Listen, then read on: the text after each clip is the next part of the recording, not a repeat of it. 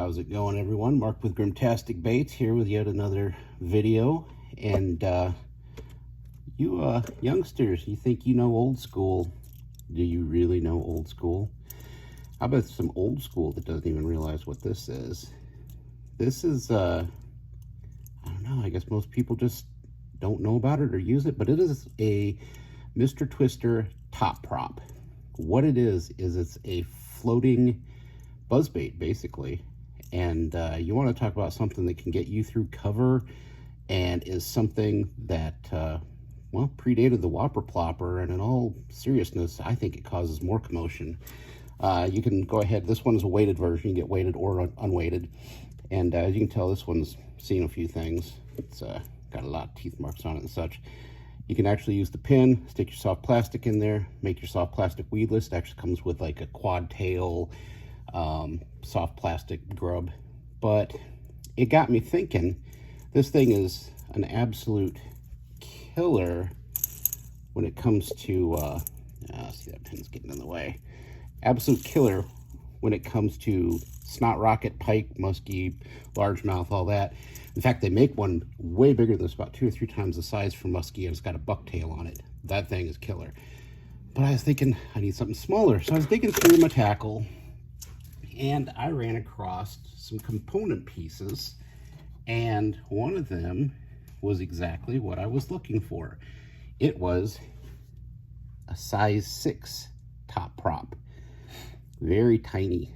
But what I'm thinking of doing is making a panfish or trout sized one.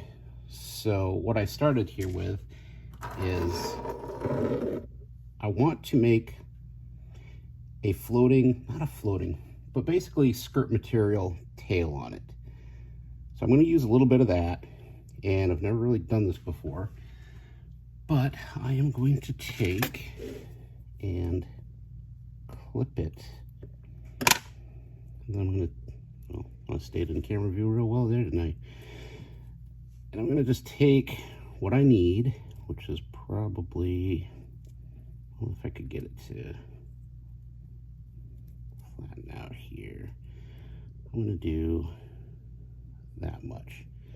I've already started wrapping the treble hook that I'm going to use for it. And I'm starting to think I should have actually brought out my fly tying vise. It would probably make this a lot easier, wouldn't it? But I'm stubborn, so I'm going to make this work. Or I'm going to end up getting my fly tying vise. And yes, I already pre-wrapped the treble hook. Let's just take that out. Doesn't matter how much I get on it first, because I am going to trim it back.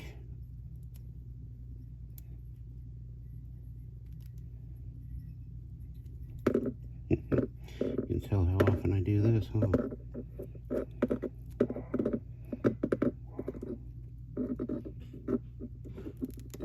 Let's start over. Okay, to save you all the swearing. There. That's what I was going for. Except I want to trim it up. So I think I'm going to go right about there.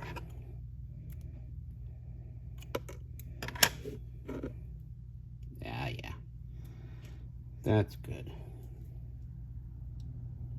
So what I'm going to do then is I have got bead, top prop, and wire form. So I am simply going to thread the top prop on.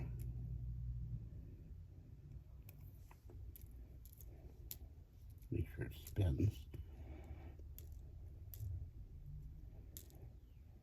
That should be fine. I'm going to avoid putting a bead in the front. Well,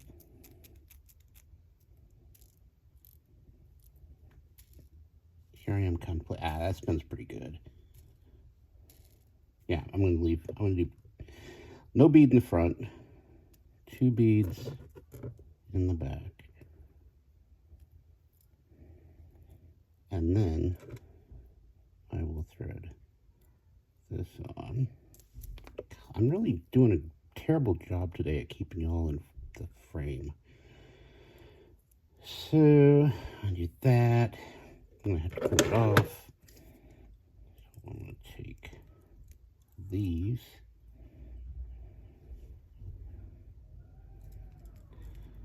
Give a little bend without hooking myself, hopefully.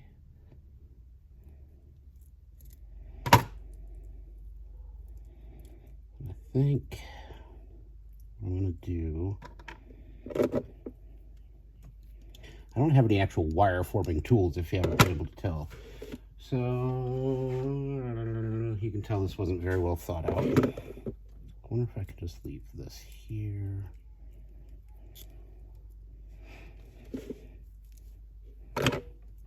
Then wrap it.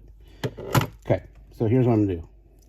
Because I'm afraid I'm going to stick myself on camera, I'm going to go ahead and wrap that wire, and I'll get back to you, and we should have a completed product. Except now I'm noticing I wished I would have crimped it further back, because that's a long distance. I'm going to fix this, and I'll be right back.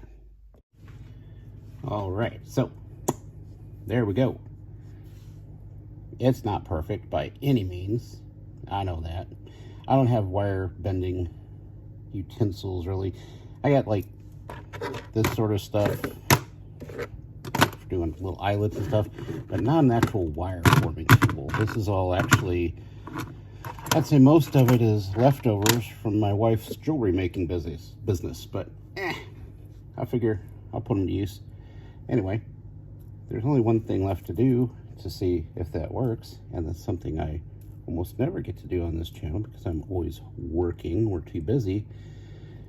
We are going to go and fish this thing, see what happens, see how it works. I'm hoping it floats. I'm hoping that all this extra wire and the beads don't cause it to not float, because I kind of want it to float. And one more thing before I go, just for comparison. Here we go. Quite a difference. That little guy, I mean, it's about what you'd see out of a Mepps or a Panther Martin, except it'll float. All right, so spoiler alert, I did try it at home, and it doesn't float, it sinks, which is why I have it on there with a snap, because I just fish everything with a snap, and I should tie it directly on, but you know what, the heck with it. Let's see.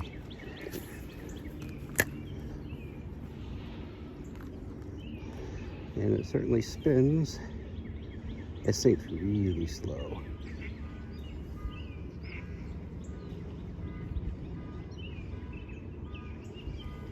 Sounds like got a bunch of geese playing around here. Oh, that was a bad cast. I'm fishing right under some trees, you can't tell. It makes it very difficult to cast something so little.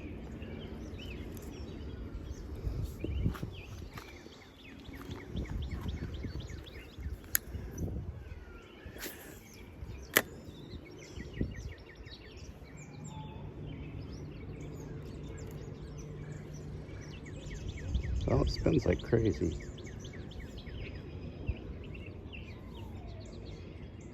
That's what I intended it to do. But sounds like I'm gonna have company here soon. Goody.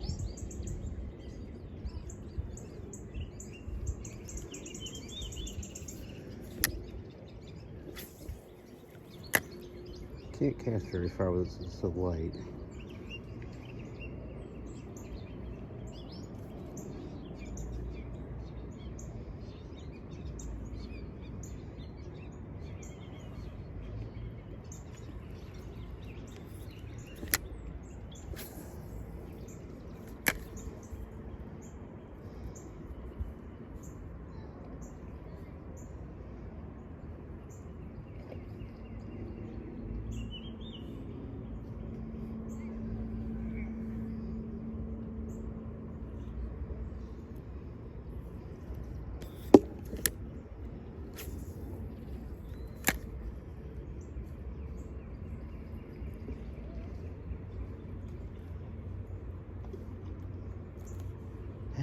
He's throwing rocks.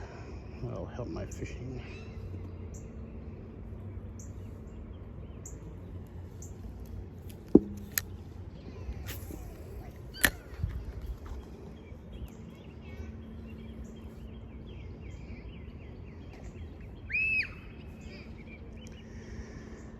So much for a peaceful day of fishing.